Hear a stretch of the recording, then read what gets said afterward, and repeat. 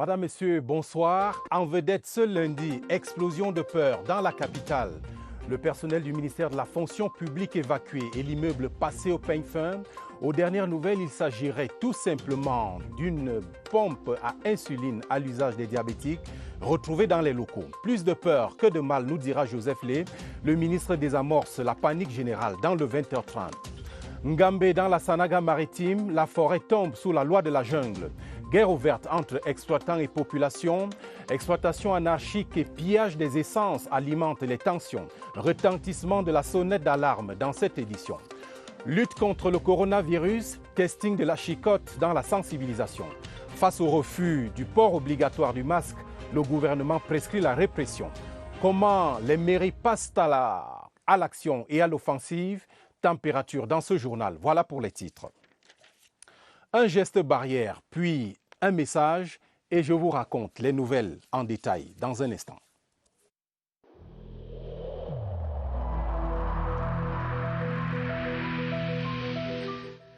Il est essentiel que les mesures qui ont été indiquées soient absolument respectées par chacun de nous. Lavez-vous régulièrement les mains à l'eau et au savon ou à l'aide d'un gel hydroalcoolique. Restez à au moins 1 mètre de distance des autres personnes, surtout si elles toussent, éternuent ou ont de la fièvre. Si vous avez de la fièvre, de la toux ou des difficultés à respirer, consultez un médecin.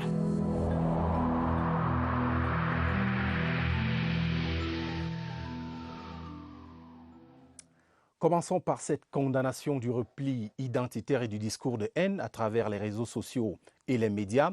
La Commission nationale pour la promotion du bilinguisme et du multiculturalisme prend l'engagement de lutter contre ce fléau. Peter Mafani Musonge, le président de la Commission, l'a fait savoir à l'issue d'une visioconférence avec son équipe ce jour à Yaoundé. Augustin Guizana.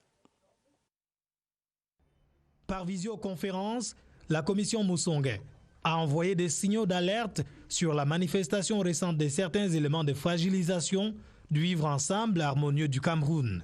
La création des mouvements de défense communautaire ou des discours de haine proférés par médias interposés et sur les réseaux sociaux sont aux yeux des membres de la Commission Musonge, la Commission nationale pour la promotion du bilinguisme et du multiculturalisme, des dérives susceptibles de mettre en péril la paix. Face à cette situation, la Commission s'engage à dénoncer avec véhémence ces dérives, désormais punies par le Code pénal. L'axe central de cette visioconférence était de préparer une mission d'évaluation de la pratique effective des langues officielles à l'aune de la promulgation de la loi du 24 décembre 2019 portant sur la promotion de l'anglais et du français. La cible dans les prochains jours, ce sont les départements ministériels. On verra bientôt plus clair dans la programmation budgétaire et les prévisions de performance de l'État du Cameroun au titre des 3 prochaines années. Une série de conférences s'est ouverte sur la question ce lundi à Yaoundé à l'initiative du gouvernement. Détail avec Elvire Ninangalim. Les organes constitutionnels et les départements ministériels passent au scanner. Sur la table, les réalisations des 3 dernières années et les projections pour les 3 prochaines. Les conférences élargies de programmation budgétaire et de performances associées, un moyen efficace d'affiner pour ces administrations et institutions la programmation triennale des dépenses de l'État pour la période de 2021-2023. Nous constatons que l'exécution des dépenses, aussi bien de fonctionnement que d'investissement en matière d'investissement public, continue de bénéficier d'une attention soutenue, d'une amélioration de la qualité et d'une amélioration de l'impact. Mais nous ne sommes pas encore au niveau que nous souhaitons. Nous voulons voir, au bénéfice, bien entendu, d'un contexte macroéconomique plus favorable, l'ensemble des projets. Nous voulons penser que les conférences de programmation budgétaire seront de nature à tirer les décisions, à aboutir à des décisions conséquentes. Les travaux qui vont durer 1 semaine, ambition d'établir un cadre de dépenses à moyen terme de qualité, mieux, élaborer les éléments de mesure de la performance et de documents complémentaires utiles. Vous attendiez sans doute les résultats de cette affaire de fraude aux épreuves écrites et facultatives du baccalauréat 2020. Eh bien, les sanctions sont tombées ce jour. 7 personnels en poste à l'Office du baccalauréat du Cameroun écopent d'une sanction de 3 mois de suspension. Décision de la commission d'enquête administrative rendue publique par la ministre des Enseignements secondaires, Pauline Nalova-Lyonga. Elle donnait un point de presse à Yaoundé ce jour. Étienne Pascal Azegue. Négligence, fuite et complicité de fuite sont là les chefs d'accusation reconnus contre les responsables de la fuite observée dans les épreuves de physique, des sciences de la vie et de la terre et de chimie à la session 2020 de l'examen du baccalauréat.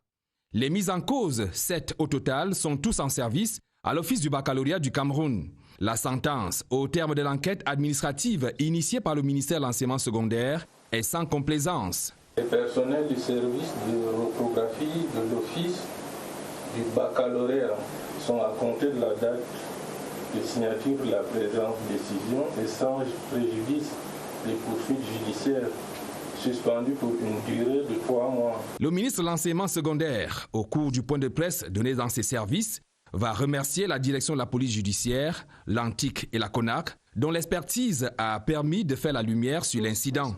Pauline Nalova-Lyonga rassure par ailleurs l'opinion nationale et internationale que l'intégrité de l'examen du baccalauréat de cette année a été préservée. On attend maintenant les résultats du baccalauréat. Les populations de Ngambé s'inquiètent du pillage des ressources forestières de cette localité du département de la Sanaga-Maritime dans le littoral. Elles ont mis sur pied un comité chargé d'attirer l'attention des pouvoirs publics sur ces coupes dont certains auteurs ne disposent même d'aucune autorisation. Les contours de l'affaire dans cet encombrement Bertrand Tanefo, des TV Littoral. Ici, la luxuriance de la flore tutoie les cimes de la perfection. La vertu de la canopée qui trace une ligne interminable vers l'horizon offre aux visiteurs tout ce qu'il y a de frais, de doux et de calme. Le massif forestier de Ngambé couvre de nombreux villages à l'instar de Nsoume, Botko et Poutkak. Plus de 50 000 hectares de forêt, dont une portion de 20 395 hectares dénommée forêt communale de Nyanon, Gambé et Ndom est incorporée au domaine privé des dites collectivités depuis le 12 août 2013. Au cœur de la forêt, les essences protégées et précieuses se rangent les unes à la suite des autres.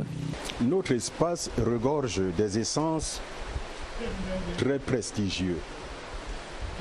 On retrouve du makoré, on retrouve du bubinga, on retrouve beaucoup d'autres espèces qui ont une très grande valeur ajoutée en termes de commercialisation. Seulement, ce cadre qui s'apparente à un Éden subit déjà les affres d'une exploitation illégale des forestiers véreux. Une pompe à insuline à l'usage des diabétiques, c'est le fameux objet découvert ce jour à l'immeuble abritant les services du ministère de la fonction publique et la réforme administrative et qui a néanmoins fait courir la rumeur d'un explosif suscitant la panique. Le ministre de la fonction publique se veut plutôt rassurant.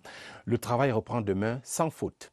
Récit d'un lundi mouvementé avant la découverte de ce qui apparaît finalement comme un pétard mouillé, Augustin Guizana.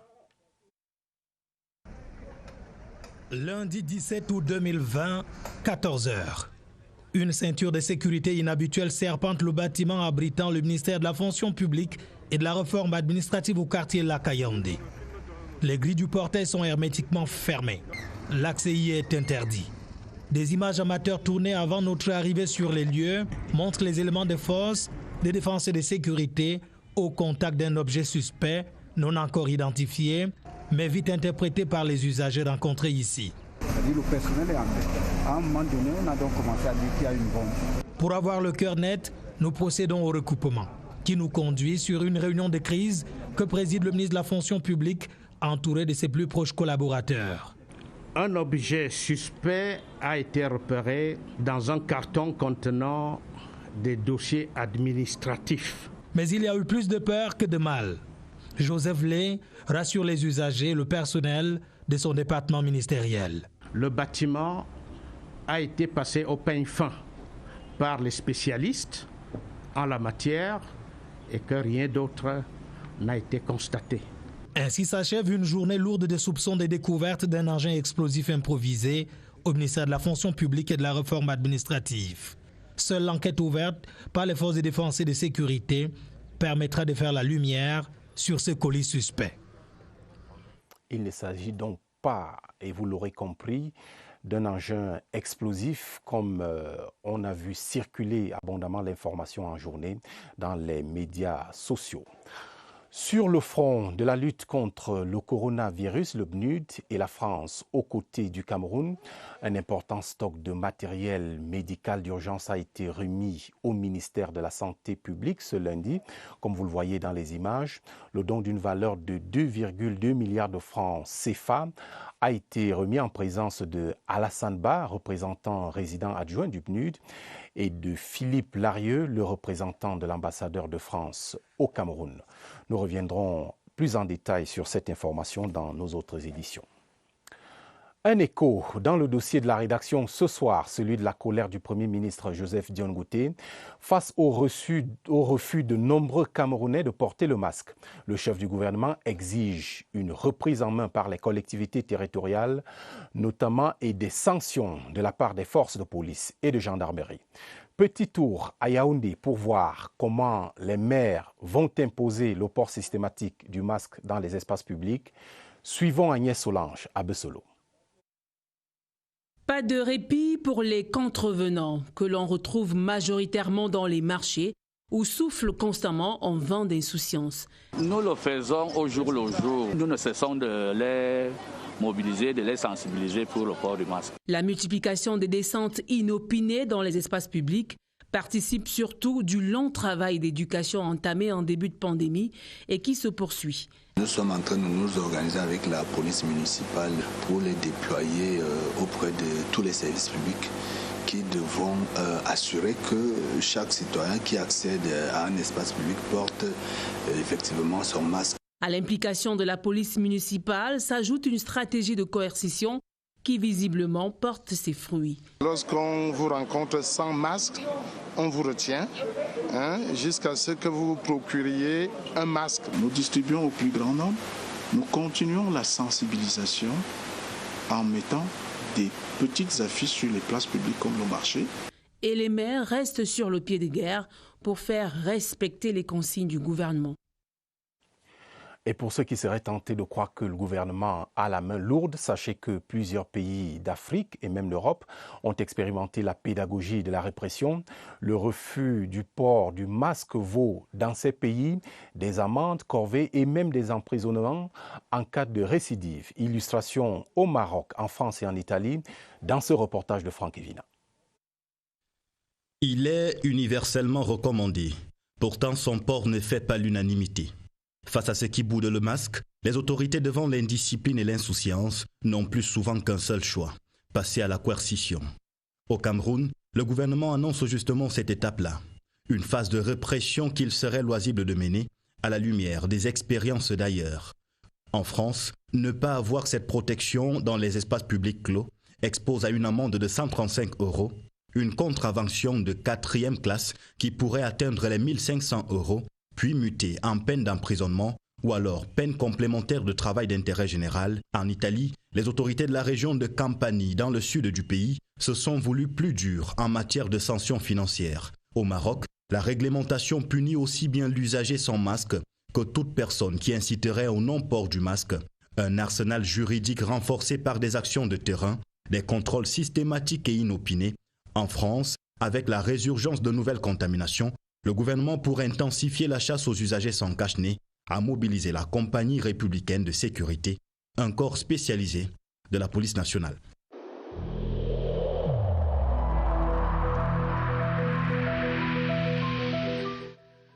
Le port du masque dans l'espace public restera obligatoire jusqu'à nouvel ordre.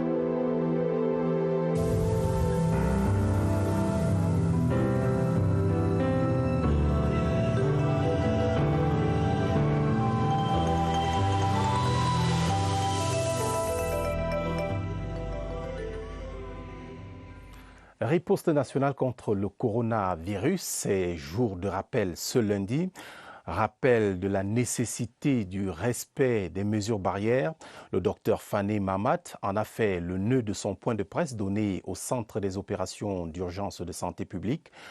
où nous attend Évariste Eyenga. Évariste, bonsoir. Une question en vous passant l'antenne. Pourquoi ce rappel ce soir?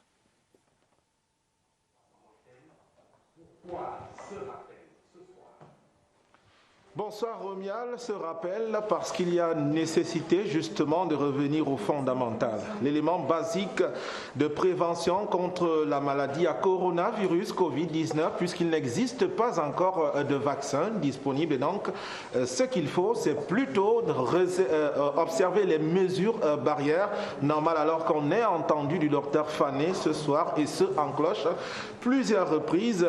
Il faut se laver les mains, il faut respecter la distanciation sociale, il faut porter son masque, il faut aussi manipuler son masque et penser à l'immédiat à laver ses mains aussitôt qu'on a opéré cette manipulation qui elle-même peut s'avérer dangereuse. Et ce rappel a été fait en référence d'ailleurs à un autre rappel, celui du Premier ministre chef du gouvernement, Joseph Dion Ngouté, lors de sa dernière session du comité interministériel du 13 août dernier, qui lui-même que porter le masque, par exemple, restait une obligation au Cameroun. On parle de cette nécessité dans cet entretien que nous accorde ce soir Dominique Christian Olomo Nama. Bonsoir. Bonsoir Évariste. Vous êtes infirmier supérieur et vous êtes en service à l'unité sensibilisation ici au COUPS. Vous qui êtes diplômé en santé publique, dis-nous, du fait de certaines négligences des mesures barrières, on l'a vu en France, en Espagne, en Italie, l'épidémie est en train de repartir. Est-ce que les mêmes causes ne pourraient pas produire les mêmes effets au Cameroun? Si, monsieur Évariste, parce que la négligence est sur deux points. La négligence d'abord des mesures barrières. Parce que si nous ne portons pas le masque, nous exposons les autres, soit par les gouttelettes de salive qui sont chargées du Covid-19. Et si nous ne respectons pas la distanciation sociale, cela n'est pas bien pour nous et pour les autres, ainsi que le lavage régulier des mains. Cela doit être respecté pour que nous évitons que cette maladie, cette pandémie rebondisse dans notre pays. Parmi les autres que vous évoquez, il y a une bonne brochette de sceptiques. Il y a des personnes qui ont tôt fait de conclure à une fin de l'épidémie au Cameroun. Quel langage devrait-on leur ternir pour qu'ils ne fassent plus la sourde oreille? Oui, monsieur Évariste, on peut dire que la pandémie n'est pas encore finie. Donc, ce n'est pas encore endigué. Donc, pour ce cas, nous pouvons dire aux populations de toujours respecter les mesures barrières, les 3 mesures essentielles, le port du masque, la distanciation sociale et le lavage régulier des mains. Nous pouvons aussi même ajouter le dépistage volontaire. Par exemple, nous avons la campagne de dépistage des 3T que vraiment nous devons faire parce que, dit-on, un malade en bonne santé est une personne qui s'ignore. Voilà, merci Dominique Christian. On va s'arrêter là pour cet entretien. Mesures barrières. On l'a entendu de vous, Romial, on l'a entendu de Dominique, de moi-même et de bien d'autres reportages qui nous ont précédés. Lors de cette fenêtre, vous comprenez qu'il y a nécessité de revenir à ces fondamentaux. À vous le plateau. On ne peut pas être plus clair, Évariste Eyenga. Merci pour ces rappels et ces précisions relatives au respect strict des mesures barrières. Voici à présent quelques idées pour ceux qui passent les vacances au Cameroun. Vous pouvez profiter de magnifiques levées de soleil en campant au pied du mont Bongogo. C'est à l'est du pays avec une vue fascinante, je vous le dis, d'un rocher de 649 mètres d'altitude situé à un regard de l'aérodrome de Batoré. Un site touristique propice à la retraite spirituelle. C'est la destination Cameroun ce soir, découverte par Caroline Amombozanga. Le mont Bougogo ou mont Blanc, en langue locale, servait de refuge aux dignitaires Kako, tribu dominante dans la KDI, face à la pénétration coloniale. Bougogo, en langue locale, veut dire le rocher blanc, puisque depuis le temps de nos aïeux, les femmes venaient sécher le manioc et nos parents venaient se réfugier ici. Le chef supérieur du temps venait avec son armée prendre les forces ici. Et aussi, nos parents venaient se camoufler ici. Après l'époque coloniale, le mont Bougogo est resté un lieu mythique, un site touristique, l'objet de nombreuses curiosités. Toutefois, le mont Bougogo constitue l'un des véritables trésors touristiques dans la région de l'Est à travers son climat doux et le paysage pittoresque qu'il offre aux visiteurs. Une destination à explorer pour découvrir ce patrimoine naturel que les religieux et le gouvernement camerounais s'attellent à conserver et protéger.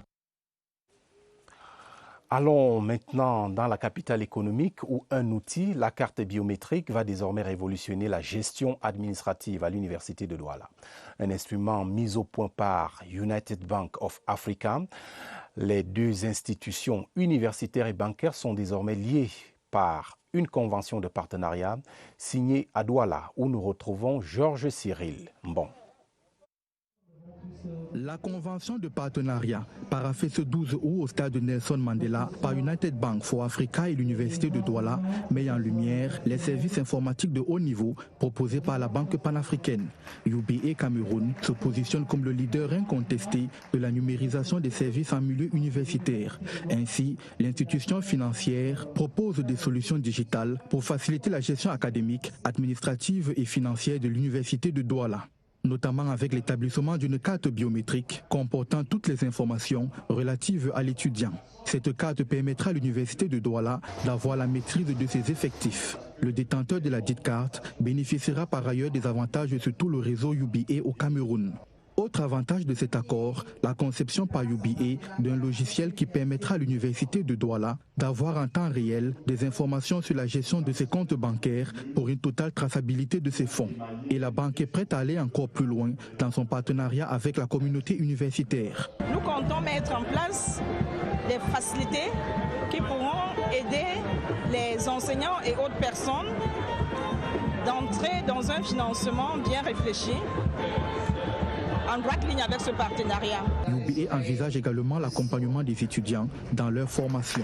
Nous allons accompagner aussi les étudiants dans les formations, mettre en place nos directeurs, les directeurs de UBA, qui pourront discuter avec les enfants sur leurs thèmes de recherche et les prendre aussi à l'université pour les stages académiques, les stages professionnels. Nous allons progresser comme nous découvrons les problèmes et nous allons apporter des solutions. Évoluant au Cameroun depuis 2008, la Banque panafricaine UBA y compte 18 agences dont 8 à Douala. Elle dispose en outre d'une agence mixte au sein de l'université pour le plus grand bonheur de la communauté universitaire. Dans l'extrême nord, le président de l'Assemblée nationale aux côtés du diocèse de Maroua Mokolo pour une paix durable au Cameroun, Kavaye Guédibril et Monseigneur Bruno Ateba Edo ont invoqué le ciel pour demander à Dieu que règne la paix et la santé au Cameroun. C'était le week-end dernier à Tokombéré dans le Mayo-Sava lors d'un service interreligieux. Alexis Guidjartoan. Le développement et la paix du Cameroun passent par des actions concertées, certes, mais aussi par une communion parfaite et un dialogue interreligieux. Un acte traduit dans les faits par le président de l'Assemblée nationale et l'évêque du diocèse de Maroua Mokolo. Le très honorable Kavaye Guédibril et Monseigneur Bruno Ateba Edo ont invoqué le ciel pour une paix durable au Cameroun, mais aussi pour barrer la route à la propagation du Covid-19 et du paludisme. Ce service interreligieux s'est étendu à l'hôtel de ville qui a été béni par les dignitaires religieux afin qu'il soit un lieu où se prennent des bonnes décisions pour le bien de Tokombéré. Aujourd'hui, c'est la deuxième naissance parce que avoir une telle cérémonie, ce n'est pas facile. Cette bénédiction n'est pas seulement pour la commune, c'est pour l'ensemble de la population. Tous doivent désormais regarder dans la même direction pour que les gestes du président de l'Assemblée nationale et de l'évêque de Maroua Mokolo atteignent leur objectif. En sport football, le coup d'envoi de la saison est annoncé pour le 26 septembre 2020. La copie de la compétition est à peu de choses près, la même que l'année dernière, avec des pelouses approximatives, des salaires non payés des joueurs, des démissions en cascade d'entraîneurs, un état des lieux qui adresse la question du professionnalisme de cette compétition. Et c'est ce qui fait débat ce soir. Germain-Noël Essengue place la balle au centre. Le visage que présente aujourd'hui la Ligue 1 et 2 est peu reluisant. À Loum, par exemple, c'est des champs de patates, c'est pas évident, le football ne peut pas se jouer. Les infrastructures, les gros moyens financiers, les droits TV, lorsque cet ensemble de choses ne sont pas mises en commun au bon moment, il est difficile de parler de professionnalisme. La FECAFOOT, consciente de la situation travail pour un New Deal. Une relecture des règlements généraux de la FECAFOOT pour l'adapter aux propositions que nous allons sortir de nos travaux. Pour certains présidents de clubs, cette réforme est une vue de l'esprit. Il est très facile dans un bureau de tourner là et puis de penser que les autres ne font rien. D'autres, au contraire, approuvent le projet. Autant c'est une préoccupation pour les clubs, autant c'est une préoccupation pour la FECAFOOT. Une initiative qui aurait dû bénéficier de la contribution des acteurs de premier plan. Les présidents de clubs sont les principaux acteurs. Pour sortir de ces cycles sombres, l'accompagnement de l'État est requis. Le football professionnel n'est pas accompagné par les investisseurs publics, privés au Cameroun. Nous avons besoin de l'État à travers la décentralisation. Aujourd'hui, le foot et le business ne peuvent plus se dissocier. Et avant de conclure, je signale cette information à titre de rappel. Il n'y a donc pas eu d'explosion aucune ce jour au ministère de la Fonction publique et de la réforme administrative. La radiographie du colis suspecté montre clairement qu'il s'agit plutôt d'une pompe à insuline, comme vous le voyez dans l'image qui s'affiche à l'écran. Telles sont les nouvelles en ces débuts de semaine. Rendez-vous après ce journal avec Présidence Actu. Navigation dans l'univers portuaire avec Yves-Marc Medzo. Invité de l'émission Josué Yumba, le directeur général de l'autorité portuaire nationale. Bonne suite des programmes sur votre antenne, la CRTV. La télévision, c'est ici. Bonsoir.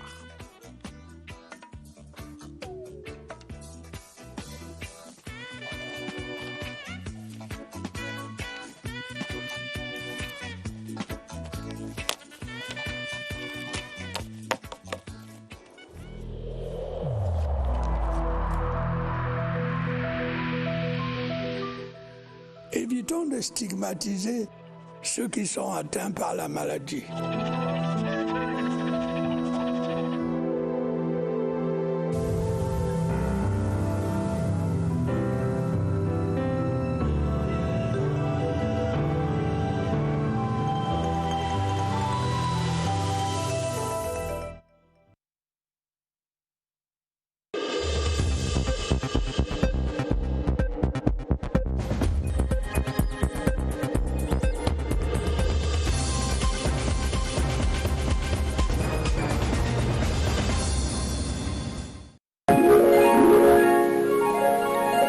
CRTV News, ici, toute l'info.